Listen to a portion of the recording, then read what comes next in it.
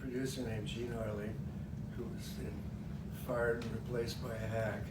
But she said, what do you want to do? I want you to do a gangster, but knowing you, do something different. I said, well, I got a pinch from F. Scott Fitzgerald, okay?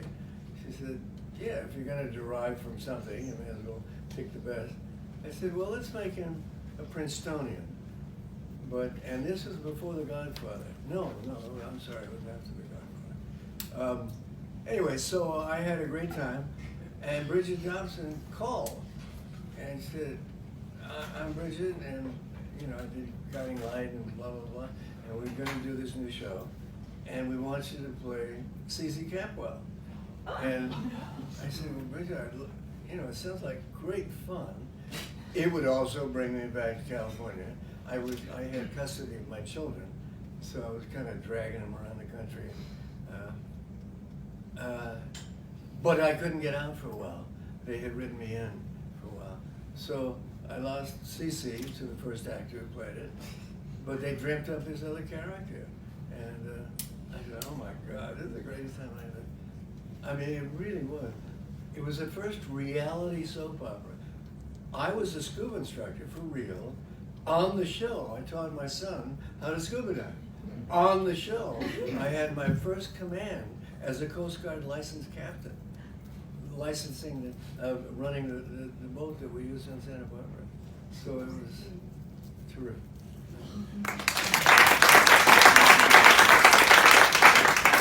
So if something happens to the captain of this ship, you could just It's very similar to this boat.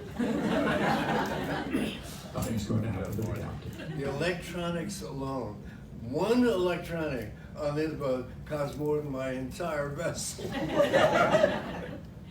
Lane, where were you? What are your recollections of, hey, you want to play Mason Campbell? This is a little embarrassing. I don't remember. I don't remember the exact moment, because at that time I've been, auditioning for several things, and I honestly don't remember exactly where I was. I was living in a tiny little apartment in Hollywood at the time. I remember that much, but I don't remember exactly where I was when I got the call. Wasn't your first gig from my agent? No. I mean, I'd done some work, but I'd already been on Days of Our Lives for a while, playing an unfortunate young neurosurgeon on that show. And I figured another show would come along sooner or later, but I don't actually remember the exact moment that I found out about.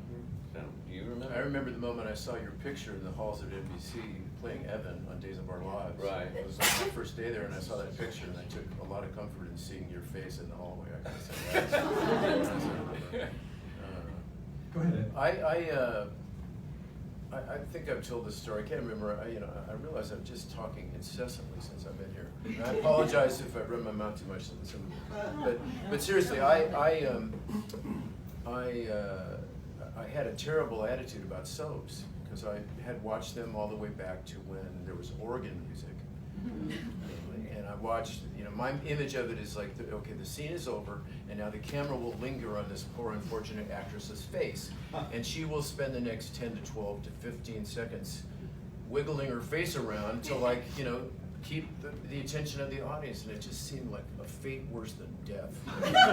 Be stuck there with nothing to do but be charged with emoting. So I had a really scary, bad opinion, and Leslie encouraged me to think beyond that, which I did.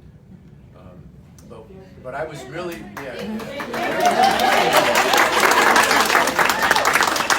Mrs. Martinez here in the back. Well, I read the Bible. He asked me to read the Bible, the story, and I could not put it down. I just thought, this is a fabulous story. You have to do it. This is amazing. So that's why I There said, you go. yeah. Anyway. Yeah, when Pierre was bringing the Bible to her yesterday, it was like, oh yeah, I remember reading this and thinking, really? Could this actually happen? And then these stories, the trivia yesterday, you go, these people thought up all of that stuff. They thought up all of this just amazing, astonishing events. But I didn't want to do it. I was afraid. I didn't want to do it. I was, I didn't want to get tied up in it. I was just so scared of it. And I said no when it was offered me. And Bridget bless her heart, thought I was negotiating. So she Didn't take it she serious. came back with another offer, a better offer, and I said no again, and she came back again. And then the casting person, Reuben Cannon, called my manager and said, you know, he's making a mistake here, because he's been working for a while, but you know, not exactly setting the world on fire. You know, he's the friend of the guy who matters on the show, or he's the bad kid that only Beretta or Barnaby Jones or you know can see has a good heart. So if he does this show, he might actually get to exercise that heart, and then it would actually change his career, and that's what happened. So what happened is I finally called back and said yes, thank God. Yeah.